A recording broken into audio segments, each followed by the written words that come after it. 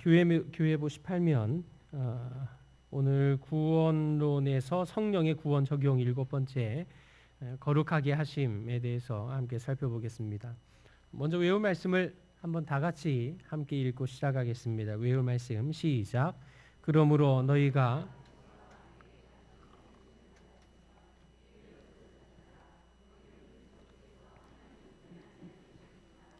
위의 것을 생각하고 땅의 것을 생각지 말라. 아멘. 거룩하게 하심 두 가지 배웁니다. 오늘 거룩하심, 거룩하게 하심 이 의미가 도대체 뭐냐? 거룩하다는 게 도대체 어떤 거냐 하는 거 하나 하고, 그리고 그 거룩하심이라고 하는 것의 본질이 뭐냐? 어떤 게 진짜 거룩이냐? 이거에 대해서 살펴보는 시간입니다. 먼저 첫 번째 거룩하게 하심의 의미. 그 위에 설명해 보시면은요, 거룩하게 하다의 히브리어는 카다시. 이거 이제 자른다, 베어내다. 왜 마트 가면 야채 특가 파는 데 있지 않습니까? 조금 이렇게 임박한 거, 싱싱하지 않은 거 조금 그런 거 가지고 가면 상한 부분 싹 잘라내죠. 이렇게 딱 잘라낸다. 이제 그게 거룩하다는 의미가 됩니다. 그 헬라어로는 하기아조라고 하는데요. 이것도 똑같은 의미입니다. 분리시키는 것. 이렇게 딱 선을 그어가지고 잘라내서 분리시키는 것. 이게 거룩입니다. 왜 어렸을 때 주일학교 다닐 때 성경책을 여기 딱 끼고 이렇게 폼 잡고 선비처럼 걷는 이게 거룩이 아니다. 이런 얘기를 자주 들었습니다. 아무튼 거룩은 어떤 보여지는 모습이기보다는 그 사람의 내적인 것으로부터 또 이렇게 외향도 드러나는 것이니까요. 아무튼 거룩하게 세상과 나를 분리시키는 것, 이게 이제 거룩하다는 것에 대한 의미가 되겠습니다. 이제 그런 의미에서 그 18페이지의 왼쪽에 중간 정도 보시면 성도란 어떤 무리입니까? 거룩한 무리. 왜 성도가 거룩한 무리냐? 다른 말로 표현하면 세상에서 빼낸 존재, 밖으로부터 불러낸 존재이기 때문에 성도는 거룩한 존재다라고 하는 겁니다. 보통 교회를 에클레시아라고 하는데요. 이 에클레시아라는 말 자체가 세상으로부터 밖으로 꺼내서 이렇게 불러 모았다. 이제 이런 의미를 가지고 있는 단어가 됩니다.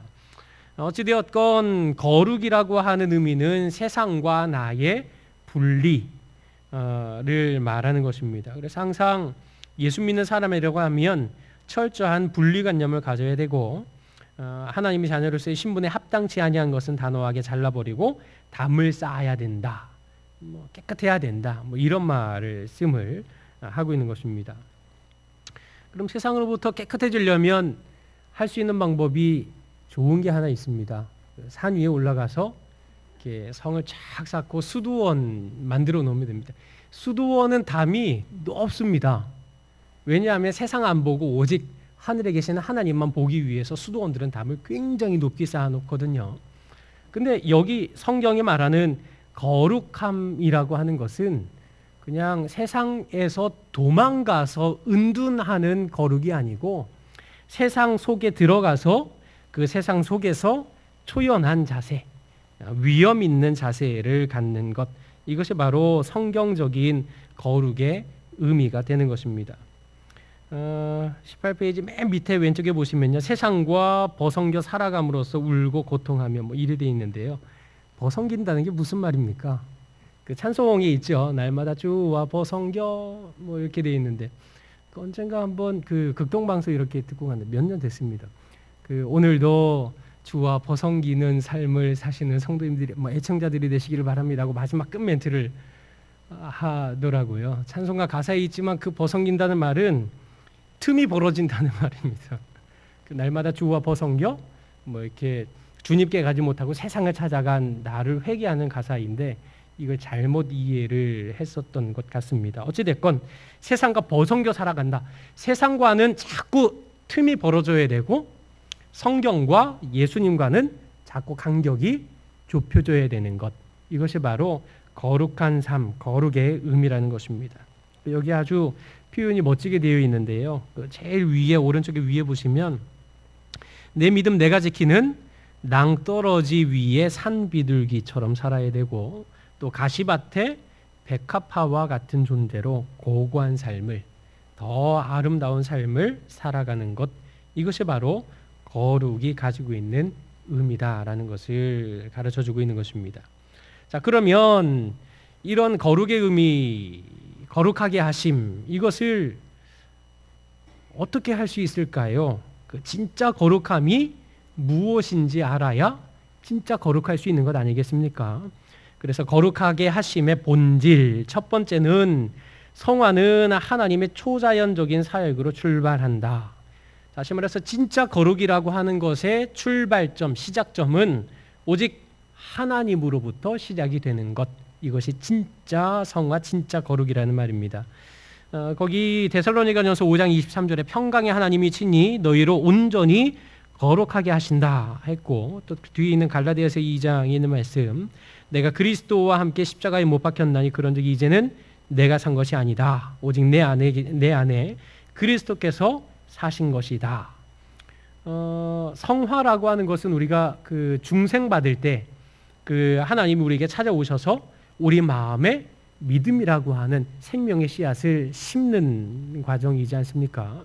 그 바로 믿음이라고 하는 씨앗을 심은 결과 그것이 자라나는 것, 싹을 틔우기 시작하는 것, 이것을 우리는 보통 성화의 출발, 시작이라고 말을 하는 것입니다. 다시 말해서 내가 좀 착하게 살아봐야지 하고 마음 먹고 시작하는 그런 거 아니고, 하나님이 찾아오셔서 믿음이 생기고 나니 그 믿음으로 하나님의 자녀답게 살아가려고 시작하는 그 출발점이 하나님에게 있는 성화가 진짜 거룩이다라는 사실을 말하는 겁니다. 두 번째는 성화는 인간의 적극적인 협력에 의해서 진행이 된다. 시작이 하나님으로부터 시작이 됐고요, 진행하는 과정 하나님이 도와주셔야 되지만 나 역시도 하나님의 도우심을 따라서 협력해야 되는 것이 성화의 진행 과정입니다. 거기 설명해 보시면 소명, 중생, 칭의, 양자까지는 성령의 단독 사역이죠. 여기까지는 우리가 할 수 있는 게 아무것도 없습니다. 그런데 성화, 거룩하게 하신다, 거룩하게 하심이라고 하는 것은 우리 마음속에 있는 지속적으로 이루어지는 점진적인 신인 협동의 작용이다. 그 갓난아이가 걷는 거 생각하시면 됩니다. 그 어머니가 낳아주지도 않았는데 지 혼자 뭐 걸을 수 있는 존재가 안 되잖아요. 일단 낳았어요. 출발이죠. 그러면 그 낳은 아이가 처음엔 그 모퉁이의 구석에 딱 세워놓기 먼저 시작하죠. 거기서 얼마나 오래 버티나 하다가 이게 조금 숙달이 되면 이제 지 혼자 일어서요.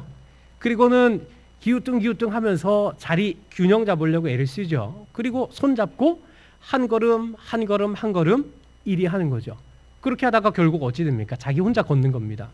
마찬가지로 이 성화의 시작은 하나님으로부터만 시작이 되지만은 성화의 과정, 진행이라고 하는 것은 하나님이 우리의 손 잡고 도와주셔야 되지만 우리 역시도 그 하나님의 손길 따라서 한 걸음 나아가려고 애를 쓰는 것, 이것이 바로 성화, 거룩해짐의 과정, 진행이라고 우리가 말할 수가 있는 것입니다.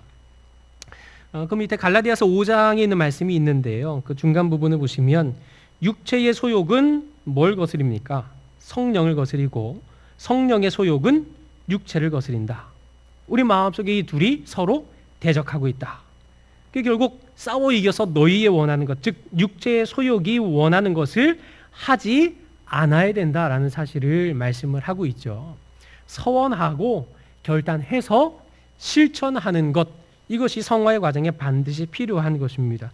가만히 있는데 하나님이 내 마음을 마음대로 주장해주고 뭐 이래서 난 죄도 안 짓고 뭐 이렇게 사는 것, 이거 진짜 성화가 아닌 겁니다. 우리는 인조인간이 아니고 하나님이 부르시는 그 말씀을 따라서 적극적인 협력을 통해서 성화의 과정을 진행해야 할 책임이 우리에게도 있다는 사실입니다. 그래서 그러므로 성화는 성령의 적극적인 인도하심 하에 행해지는 인간의 거룩을 향한 부단한 노력이라고 할 수 있다라고 말할 수 있는 것입니다. 자, 19페이지. 성화는 옛 사람을 벗어버리고 새 사람을 덧입는 것이다. 나중에 실형이 뒤쪽에 나오면 또 우리가 배우겠지만은요, 그 뭡니까? 구원의 서정 중에서 성화 다음이 뭡니까? 영화. 성화의 완성은 영화. 영화는 언제 이루어질까요? 죽을 때, 그죠? 살아있는 동안에는 영화에 이르지 못해요. 왜냐하면 완전하지 않고 불완전한 존재이기 때문입니다. 그게 결국 거룩하게 하심, 성화의 시작은 하나님께로부터 시작이 되고 그 진행 과정은 하나님 손 붙잡고 내가 부단히 노력해야 되는데 그 부단히 노력해서 결국 뭐 하자는 겁니까? 영화에 이르기 위해서 성화의 과정을 가는 거 아닙니까? 마지막 저 영원한 천국에서 완전한 영화의 몸을 힘입기 위해서 덧입기 위해서 나아가는 것, 이게 성화의 최종 목표가 되는 것입니다. 바로 이런 성화에는 두 가지 측면이 있는데요. 하나는 옛사람을 벗어버리는 것. 거기 보면 옛사람을 벗어버린다. 이건 성화의 소극적인 부분이다. 그러니까 이것은 죄로 인한 인간의 본성의 부패와 타락을 제거시키는, 죄인을 의인으로 부르시는 이런 그 하나님의 행위가 되는 것이고요. 또 적극적인 의미로는 새 사람을 덧입는다. 옛 사람을 벗었으면 그 뭐 할 거예요? 그냥 끝나는 거 아니잖아요. 옛 사람을 벗어버린 만큼 새 사람을 덧입는 것. 이것이 성화의 과정입니다. 여기 어디입니까? 그 새 사람을 덧입음에 보면은요. 그 중간에 예를 들면이라고 있는데 찾으셨습니까? 거기 보면 유독한 냄새로 가득 채워진 집을 환기시키는 것과 같다. 무슨 말이냐? 옛 공기가 빠져나가게 됨에 따라 새로운 공기가 들어와서 그 공간을 채움으로 시간이 지남에 따라 점진적으로 새로워지는 상태와 같다. 이게 새 사람을 덧입는 과정인 겁니다. 다시 말해서 예수 믿었다고 해서 하루아침에 180도 확 달라질 수 있다는 말입니까? 아닙니다. 똑같습니다. 교회 다니기 시작할 때나 다니기 전이나 처음에 똑같습니다. 맨날 싸울 거 싸우고요. 할 거 다 하고요. 저희 아버지만 해도 교회 가기 전에는 맨날 저희 어머니 보고 너 교회 가서 뭐 하냐, 목사하고 뭐 하냐 해서 뭐 맨날 싸우는 거죠.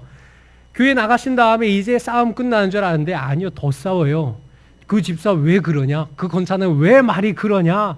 부터 해가지고 맨날 싸워요. 예. 그리고 저희 아버지가 담배 좀 하셨거든요. 저희 집안이 뭐 술은 못 합니다. 근데 아무튼 뭐 담배 좀 피고 그러셨는데 담배 어느 순간에 다 손 내려놓으시더라고요. 어찌 되었건 하루아침에 변하지 않습니다. 점진적으로 새 사람을 힘입는데 옛사람을 벗어 던지기로 다짐하고 결단하는 만큼 하나님이 또 새 사람을 우리 마음속에 채워주시는 것이다 라는 사실을 기억을 하시면 되겠습니다.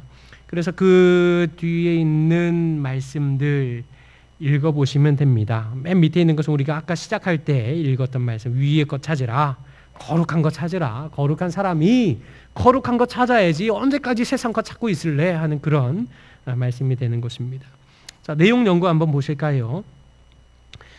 거룩하심의 의미에 대한 다음의 설명 중 맞는 것을 모두 고르시오. 1번 거룩하게 하다의 히브리어 카다시는 신성한 것을 잡것으로부터 분리하여 따로 떼어놓는 것을 의미한다. 맞지요? 예, 감사합니다. 거룩하게 하다의 헬라어 하기아조는 카다시와 같이 분리의 개념을 가지고 있고 특별히 하나님을 섬기기 위해 일반적인 것들과 구별된다는 의미를 가지고 있다. 맞지요? 이상하게 교회 다니면 교회 안 다니는 친구들하고 자꾸 멀어지죠. 교회 열심히 다니는데 여전히 교회 안 다니는 친구들하고 아주 재미있고 잘 어울리면 그거 뭔가 좀 이상한 겁니다. 자연스럽게 이게 떨어질 수밖에 없습니다. 그 성화의 과정에 접어들면 당연히 그럴 수밖에 없습니다. 세 번째, 거룩하게 하다 곧 성화란 육신의 정욕과 안목의 정욕과 이생의 자랑을 자신의 업으로 삼는 것을 의미한다. 그지요? 예, 세속적인 거죠. 자, 네 번째, 성화란 하나님을 위해서 세상으로부터 육신의 정욕과 안목의 정욕과 이생의 자랑부터 분리되는 것을 의미한다. 예, 맞습니다. 하나님 때문에 되는 거죠.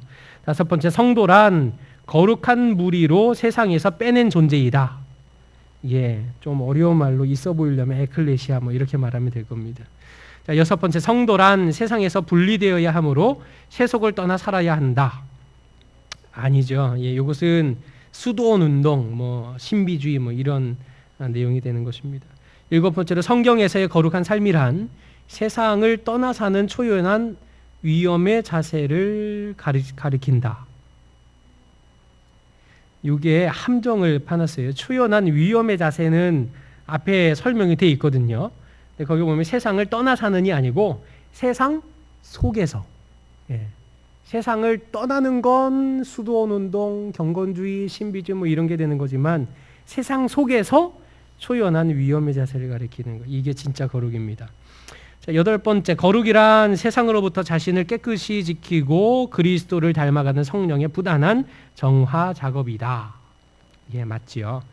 자, 두 번째, 다음은 거룩하게 하심의 본질에 대한 설명입니다. 맞는 것을 모두 고르시오. 첫 번째, 성화는 하나님의 초자연적인 사역으로 출발한다.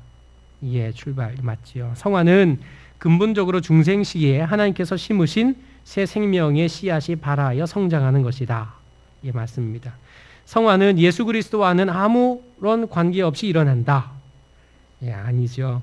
자, 성화는 그리스도와의 생명의 연합으로 이루어지는 것이므로 하나님의 초자연적인 사역으로부터 출발한다. 예, 출발 맞습니다. 성화는 하나님의 초자연적인 사역으로 출발하는 것이므로 인간의 노력과는 아무런 관련이 없다. 예, 출발은 하나님이지만 인간의 노력은 진행 과정에서 개입하는 거죠. 여섯 번째, 성화는 인간의 적극적인 협력에 의해 진행된다. 예, 맞죠.